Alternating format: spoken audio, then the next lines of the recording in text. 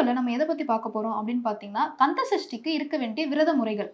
பல பேர் பல வகையா விரதங்கள் இருப்பாங்க. எந்த மாதிரி விரதங்கள் இருந்தா எந்த மாதிரியான பலன்கள் கிடைக்கும் அப்படின்னு சொல்லி நம்ம இப்ப பார்க்க போறோம். முருகப்பெருமான் எப்பவுமே தன்னை வருத்திக்கிட்டு நீங்க விரதம் இருங்க அப்படின்னு சொல்லி நம்ம யார்கிட்டயும் என்னைக்குமே சொல்ல மாட்டாரு. ஏன் அப்படின்னு பார்த்தோம்னா அவருக்குமே அது பிடிக்காது. அவங்கவங்க உடல் வாகுக்கு ஏத்த மாதிரி விரதம் இருந்தாலே போதும். இப்போ விரதம் எப்படி இருக்கலாம் அப்படின்னு சொல்லி இப்ப பார்க்கலாம். முதல் திதி எதுக்காக அப்படின்னு பார்த்தோம்னா சூரிய பகவானோட அருள் பெறறதுக்காக தான் முதல் திதி. பச்சரிசியால ஆன உணவு, அதாவது பச்சரிசி சாதம் இந்த மாதிரி ஏதாவது விஷயங்களோட தயிர் சேர்த்து சாப்பிடணும்.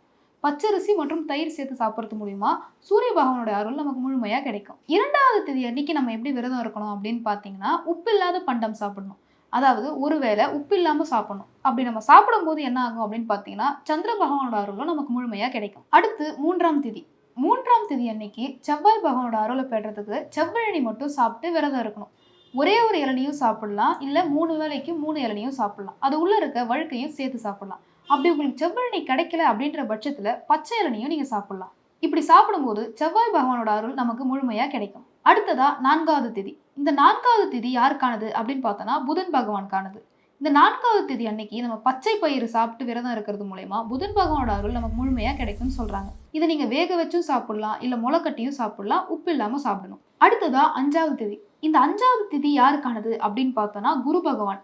இந்த 5வது திதி அன்னைக்கு நம்ம பால் பழங்கள் மட்டும் சாப்பிட்டு விரதம் இருக்கிறது மூலியமா குரு பகவானோட அருள் நமக்கு முழுமையா கிடைக்கும். அடுத்ததா பார்த்தோம்னா 6வது திதி. இந்த 6வது திதி யாருக்கானது அப்படின்னு பார்த்தோம்னா சுக்கிர பகவானுக்கான திதி. நீங்க காய்கறிகள் சாப்பிடலாம், ஒரு வேளை மட்டும் கீரை இந்த மாதிரி சேர்த்துட்டு சாப்பிடுறது மூலியமா சுக்கிர பகவானோட அருள் நமக்கு முழுமையா கிடைக்கும். அடுத்ததா பார்த்தோம்னா 7வது திதி, அதாவது சப்தமி திதி. திருக்கல்யாணம் இன்னைக்கு தான் நடக்கும்.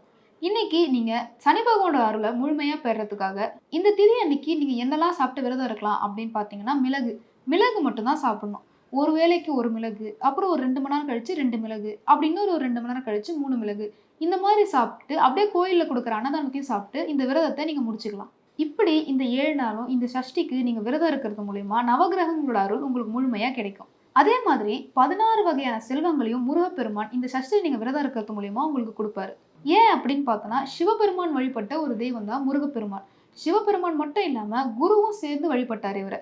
அது மட்டும் இல்லாம முருகப்பெருமான் யாரு அப்படின்னு நம்மள நிறைய பேருக்கு தெரியும். அவர் வந்து கலியுக தெய்வம். இந்த கலியுகத்தை காக்கிறதுக்காக அவரு சூரபத்மனை வதம் செஞ்சிருக்காரு.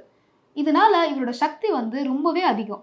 இந்த முறைகளை நம்ம வந்து பின்பற்றி இந்த சஷ்டிக்கு விரதம் இருக்கிறது மூலியமா முருகப்பெருமான் நம்ம நினைச்ச எல்லா காரியங்களையும் சிறப்பா நடத்தி தருவார். இந்த வீடியோ பத்தின உங்களோட கருத்தை கமெண்ட் பண்ணுங்க. இந்த வீடியோஸை உங்க ஃப்ரெண்ட்ஸ் அண்ட் ஃபேமிலிஸ்க்கு ஷேர் பண்ணுங்க. பக்தி சம்பந்தமான விஷயங்களை பத்தி உங்களுக்கு தெரிஞ்சுக்கணும் அப்படின்னு ஆசையும் ஆர்வமும் இருந்ததுன்னா எங்களை ஃபாலோ பண்ணிக்கோங்க.